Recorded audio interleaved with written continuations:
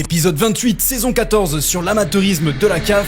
Le Maroc est champion d'Afrique 2 mois après la finale. Je sais pas si vous vous en rendez compte à quel point c'est historique dans l'histoire de notre sport, et pas dans le bon sens, ça je vous le garantis. On était censé avoir la plus belle CAN jamais organisée au Maroc, avec un investissement colossal dans les infrastructures, que ce soit dans les stades marocains ou dans l'accueil de l'ensemble des nations jouant le tournoi. Et 2 mois après le dernier match, je pense qu'on peut le dire, c'est la pire édition de l'histoire de la CAN. Une édition qui devait pourtant faire passer le tournoi africain dans une autre dimension et être enfin considérée comme elle le mérite, sauf qu'une finale pitoyable a gâché l'ensemble des investissements. Vous le savez, des décisions arbitrales qui ont poussé les Sénégalais à quitter le terrain alors que le match n'était pas encore terminé, avant de revenir sur le terrain pour que Brahim Diaz loupe totalement son penalty. Les Sénégalais se sont finalement imposés sur un magnifique but de Pape Gueye pour remporter leur deuxième CAN de leur histoire. Alors oui, il fallait sanctionner les Sénégalais. T'as pas le droit de quitter le terrain comme ça parce qu'une décision arbitrale ne te plaît pas. Quelle image tu renvoies derrière au monde entier? Mais que cette décision intervient 2 mois après la finale, je suis désolé, mais le foot africain vient de faire un énorme pas en arrière. T'as laissé les joueurs célébrer leur trophée, que ce soit le soir de la finale et les jours suivants avec tout le peuple sénégalais. Cette décision aurait dû être prise le soir de la finale, après c'était déjà trop tard. Cette affaire n'est pas terminée vu que le Sénégal a déjà saisi le tribunal arbitral. Cette décision aura de très lourdes conséquences sur l'avenir du football africain. Les Sénégalais comme les Marocains sont tous perdants dans cette histoire.